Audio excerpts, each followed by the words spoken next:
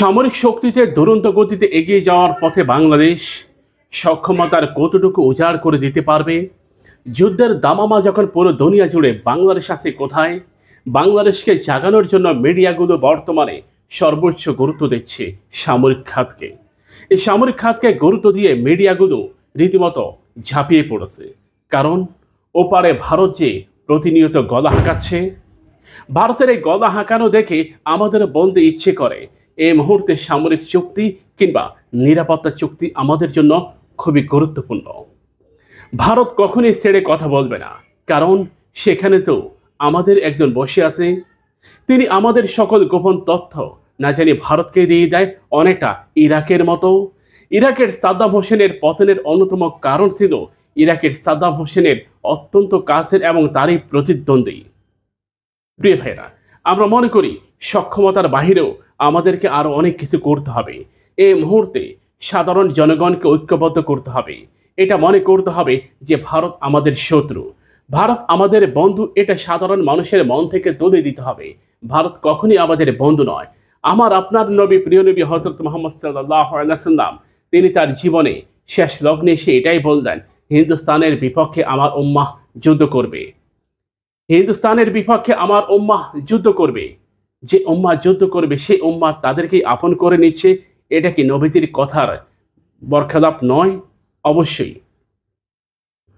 অনেকভাবে তাদেরকে মুক্তিযুদ্ধের বন্ধু হিসেবে আঁকড়ে ধরতে চায় বুকে, কিন্তু সেই বুকেই যখন ভারত লাথি মেরে ৭৪,০০০ একর জমি দখল করে নেয়, তখন অনেকের ঘুম না ভাঙলেও আমাদের ঘুম কিন্তু ঠিকই ভাঙেছে। আমরা মনে করি বঙ্গোপসাগরেও ভারত আমাদের ঠকিয়েছে, সীমান্ত ইস্যুতেও ভারত আমাদের ঠকিয়েছে। ভারতের পররাষ্ট্রমন্ত্রী এস জয়শঙ্কর বললেন, বাংলাদেশকে অস্ত্র তৈরির সুযোগ দিয়ে তারা নাকি ভুল করেছে। চিন্তা করে দেখুন, তারা বলে আমরা তাদের বন্ধু। বন্ধুত্বের নমুনা হচ্ছে এই মুহূর্তে কিম জং উনের মতো একজন ব্যক্তিকে প্রয়োজন, যিনি ভারতের নাম উচ্চারণ করার সাথে সাথে মৃত্যুদণ্ড দিবে। কিম জং উনের মতো একজনকে আমাদের খুব প্রয়োজন, যিনি ভারত বিরোধী হিসাবটা চাউর করে তুলবে।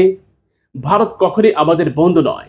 কত দূর বিডিআর বিদ্রোহের ঘটনা ঘটানোর পরও তাদের আক্কল হয়নি, শিক্ষা হয়নি। ভারতকে মুক্তিযুদ্ধের স্বীকৃতি স্বরূপ এই বাহিনীর কিছু কর্মকর্তাও এর সাথে জড়িত। মেজর সিনহা, এসকে সিনহাকে কারা দুনিয়া থেকে বিদায় করে দিয়েছে, এর পিছনে গভীর ষড়যন্ত্র রয়েছে। একজন হিন্দু পুলিশ তাকে দুনিয়া থেকে বিদায় করে দিয়েছে প্রদীপ নামক এই কর্মকর্তা এসকে সিনহাকে সুকৌশলে পরিকল্পিতভাবে দুনিয়া থেকে বিদায় করে দিয়েছে। তা আমাদের সক্ষমতা বাড়ানোর জন্য সর্বোচ্চ গুরুত্ব দিতে হবে।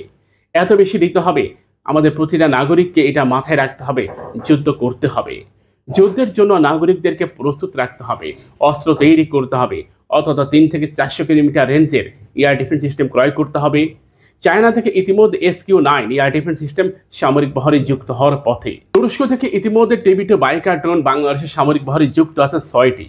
আমরা মনে করি এখানে সংখ্যাটা একেবারে কমপক্ষে ১২টি TB2 বাইকার ড্রোন আমাদের প্রয়োজন। একই সাথে SQ-9 এর একটা বিশাল স্কোয়াড আমাদের প্রয়োজন, যাতে করে ভারতের ফাইটার জেটগুলোকে আমরা শেষ করে দিতে পারি। ভারতের ফাইটার জেটগুলো আমাদের জন্য একটা গলার কাটা হয়ে দেখা দিবে। প্রিয় ভাইরা, আমরা মনে করি আমাদের সেনাবাহিনী, নৌবাহিনী, বিমান বাহিনী, একই সাথে আমাদের অন্যান্য বাহিনীগুলোর যথেষ্ট সক্ষমতা রয়েছে। আমাদের রিজার্ভের সংখ্যাও নিহাত কম নয়। অর্থনৈতিকভাবে আমাদের শক্তি ভিত দিনকে দিন বৃদ্ধি পাচ্ছে। যদি অনেকে কটূক্তি করে, কুরুচি করে যে অর্থনৈতিকভাবেই তো বাংলাদেশ ভেঙে পড়েছে, আমাদের বিমান কেনার টাকাই নাকি তারা খেয়ে ফেলেছে। চিন্তা করে দেখুন, যেখানে আমরা J-10C ক্রয়ের জন্য গলা হাঁকাচ্ছি, আমাদের গলায় এখন রীতিমতো ফাঁস দিয়ে তারা বলতেছে বিমান কেনার টাকাই নাকি নাই। সে টাকা গেল কোথায়? আমাদের চ্যানেলটিকে সাবস্ক্রাইব করুন, পাশে থাকা বেল বাটনে ক্লিক করে আমাদের সাথে যুক্ত হন।